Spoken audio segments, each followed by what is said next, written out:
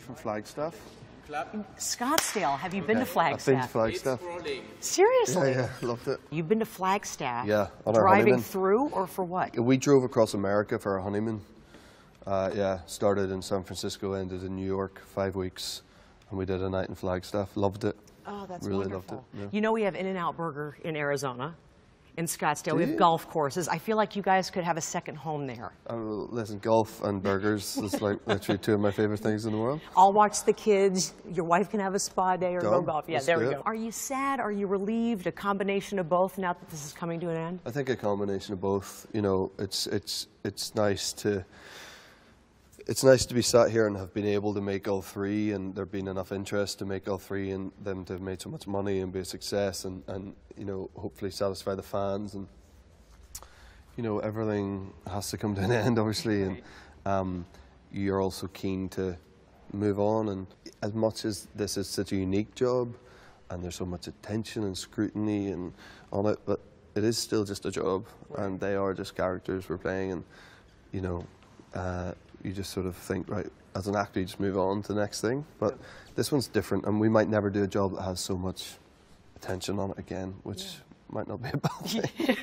This starts out, you guys get married, and you navigate the typical first year of marriage problems, like when the architect is hitting on your husband, and what was the biggest adjustment for you in your first year of marriage? What was the hardest thing to get used to? My wife got pregnant very early on in our first year of marriage, so that becomes all-encompassing. It all becomes all about that, I guess. And I mean, we lived together for a long time before, so I sort of feel like marriage didn't really change, like our day-to-day, and I still feel that. You know, we're about to celebrate our 5th wedding anniversary. And I still feel the same. I just feel like I'm just living with this like amazing person who I love and who's like my mate, and now we have these 2 beautiful little girls in our life. But I think that because the pregnancy happened in our first year, that feels like that took all the attention, and maybe took some of the whatever pressure could potentially be put on us away from us in a way, you know. A similar storyline in this film. Please tell me your reaction in real life is a little different than the reaction Christian Grey has in this film. Yeah, I remember talking about that a lot on the day, being like, this is not how we should be reacting to this. You know, mine was definitely more joyous. Yeah, definitely. I'm a woman, obviously. You've talked about how your wife has not seen the films, but let's be honest. I'm a woman, my husband's in 50 Shades of Grey movies.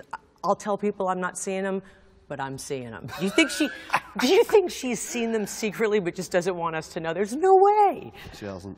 She said one time, I was away filming something else last year maybe. I was in Budapest for a while, and I think she said, you know, it comes up in so many different, suddenly it's on demand or whatever, and it pops up and there's an advert, you're looking for something else and it says, now available on demand.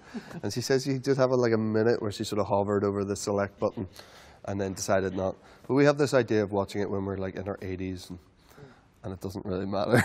With the kids or without the kids? I'm pretty sure that the kids won't be involved. Yeah, I don't think they will either. If we're in our 80s, we'll probably have grandkids by then, potentially, so they definitely won't be involved. Yeah, we'll see. The soundtrack, obviously great, and for those who may not know, you actually are on the soundtrack. Yes, I didn't know that until quite recently myself, so it's a bit of a shock to me. Yeah. Yeah, but you've got a great voice. I know you say you don't love your voice. I know you've been in a band before. It's good. Okay. No, you really don't think you... Because Dakota is convinced that you know you have a good voice. Dakota.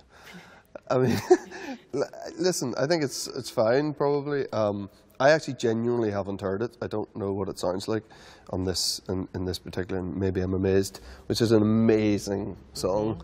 And you don't want to sing amazing songs. You sort of don't want to sing songs that are famous for being beautiful and amazingly sung, because you just think you're not going to do it any service. But yeah, it's on there. I think it's only like 1 minute and 15 seconds, which is too long. No, it's not. It's actually good, and the soundtrack's so good. It's funny because in the films, obviously, every time you get intimate, and there are many scenes, here comes a great song to go along with the action. True. That's true. What is the most romantic song, in your opinion, just in general?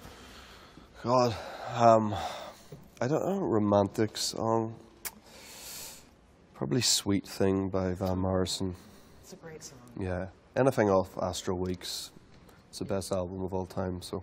They just wrapped me, but you said you're getting ready to celebrate your 5-year anniversary. Yeah. I smell another trip to Arizona for that. Oh, maybe, yeah. Scottsdale. All the golfers live in Scottsdale. Oh, they sure do. Don't they? And they all go cycling and stuff. Yep, there's cycling, there's dirt biking, there's everything. Yeah. And it's always sunny. Yeah, right. Yeah. Cool. Hey, it's a pleasure. Thank you so much. Thanks for your time today.